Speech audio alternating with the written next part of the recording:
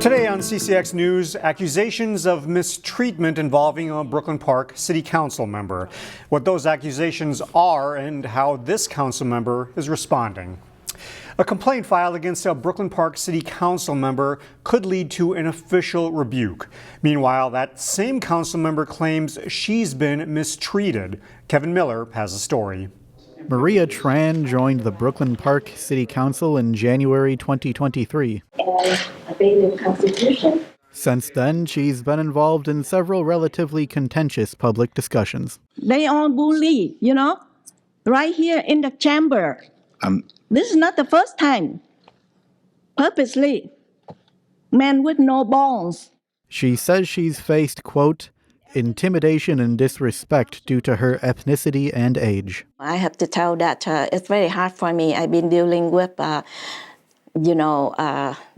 intimidation, alienating, isolating. She also says she's pushing the city to be more transparent. I just want to serve the people. I want to, the transparency. Not everyone sees it that way. A Brooklyn Park City staff member filed a formal complaint against Tran, claiming she's created a hostile workplace. The staff member says Tran, quote, demonstrated a pattern of behavior intended to dehumanize me, humiliate me, and attack my integrity. Tran disagrees with the complaint. What hostile when I ask question of transparency? The city council could potentially censure Tran if they feel she violated the council's code of conduct. Meanwhile, Tran recently announced that she plans to attend council meetings remotely as a sign of protest. I think on the day, like something very important, I have to be there. I will find somebody like my bodyguard to be there with me, or my legal representative. A written statement from Tran is available on our website. A city spokesperson declined to comment on this story. In Brooklyn Park, Kevin Miller, CCX News. The Golden Valley City Council has selected an interim city manager. That person would temporarily replace city manager Tim Cruikshank, who retired. The city has drawn up an agreement to hire Noah Schuckman. Schuckman previously held a role similar to city manager in Duluth. Under terms of the employment agreement, he would stay in the interim role for 6 months or until a permanent city manager is found. But the agreement could be extended. A bill introduced at the Capitol this week would allow consumers to make a more informed decision if they wanted to buy a dog or a cat from an animal breeder. We want to make sure that families who are bringing these sweet animals into their homes have access to information that they have not previously had. Senator Bonnie Westland of Plymouth is chief author of the Dog and Cat Data Transparency Bill. Today at the Capitol, she was joined by other state lawmakers and several pets from the Animal Humane Society to announce the legislation. The bill would let consumers verify information about an animal's health, the condition of the facility where they were raised, the size of the breeding operation, and whether that breeder had any violations.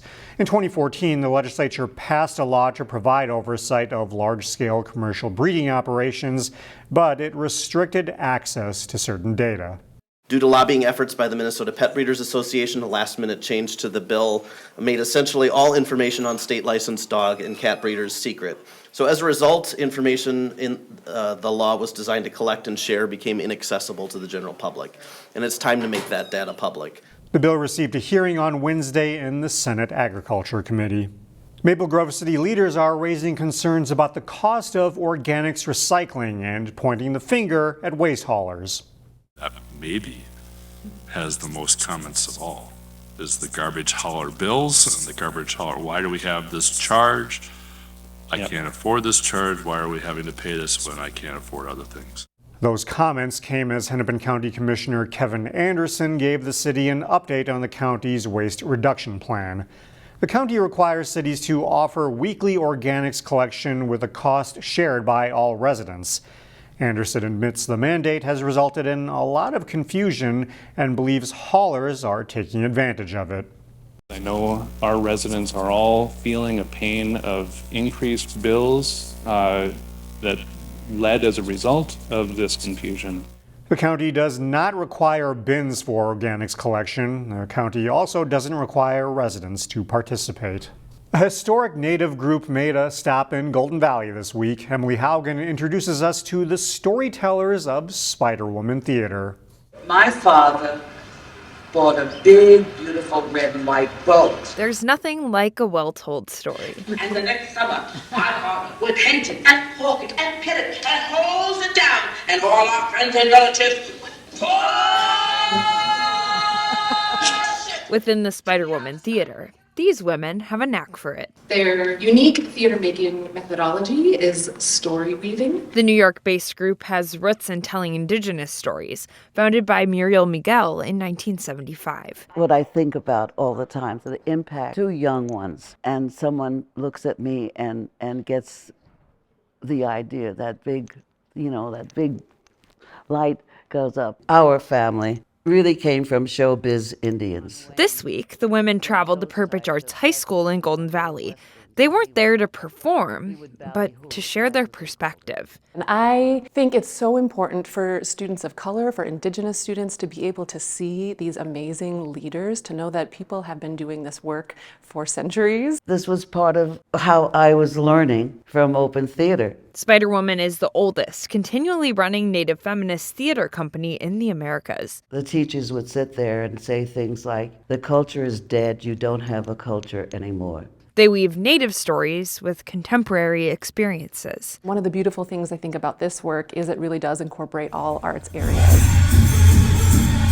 There is dance, there is music, there is visual art, there is storytelling, and it's all woven together, and that's also, I think, reflective of Indigenous artistic and cultural practices. The group is no stranger to pushing boundaries. In their early days, Muriel says they shined a light on abuse. Putting the light on things that have happening and everyone's ignoring.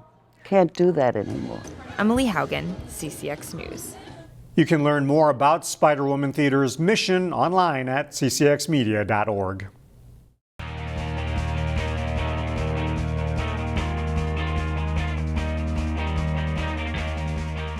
One of the state's most successful high school football coaches is leaving the area. Maple Grove's Matt Lombardi has stepped down as the Crimson head football coach after having helped build one of Minnesota's best prep programs. 13 seasons and 102 wins after coaching his first football game at Maple Grove, Matt Lombardi has now coached his last. Lombardi recently resigned as a teacher at the high school, effective at the end of the school year. It's really no one's fault on either side, and we've all been adults. It's one of those things, and I said that I didn't make this decision, life did. It was just something. I think there comes a time. I've been in 13, 14 great years, and there's always there's just a time and a place sometimes where it's time to move on. It's a long time working together, and sometimes philosophically things aren't like, and you just have to make a decision that you think's right. Telling his players earlier this week that he was leaving coaching the Crimson too was not easy. I didn't even make it to the first word. I got here like at 5:15 in the morning and rehearsed, and I got to him and I just cried for 15 seconds. And so, like I said, those boys are my family. And we had a long talk that this isn't about the building and the stadium. This is about relationships. And the relationships we have, that's going to be forever. Maple Grove had some very successful teams in the early 2000s, but had fallen to 3-6 in each of the 3 seasons prior to his arrival in 2011. He helped start the Maple Grove Youth Football Association, which has grown to one of the state's biggest, and through which many of the standout Crimson players of recent years have come. Game moments to remember under Lombardi include the Maple Grove Miracle in 2017, which saw the Crimson score 19 points in the game's final minute to win a state quarterfinal game. And Evan Hall can walk into the end zone. And back-to-back appearances in the Prep Bowl in 2021 and 2022, with 3 playoff wins at U.S. Bank Stadium, including the program's only undefeated and state championship team in 2022. People doubted us a little bit, I think, and we felt pretty good coming in. And we knew they had a great defense, but ours ain't bad. And so we kind of had a feeling we might be all right. So now it's on to the next chapter. Lombardi has taken a teaching position at Minnetonka High School, where, like he was at Wayzata prior to Maple Grove, will be the skipper's defensive coordinator. Still, leaving Maple Grove was not easy, but Matt Lombardi has fond memories of the program and the school he leaves behind. Well, the growth we've seen in this school since 2011 and the culture here has been awesome. And so I can't be prouder. And it's sad for me because I love these kids and the students and all that stuff, but there's just times it's time to have a new challenge. A handful of local girls basketball teams are playing in section finals Thursday or Friday. Jay Wilcox has more on one of them, Totino-Grace. They've extended the season with hopes of playing into next week. At playoff time, the Totino-Grace girls basketball team knocked off Princeton and then top seed Becker to advance to Thursday's Section 5 3A final. I think against Becker, we just came out in the second half super strong, ready to put on that press.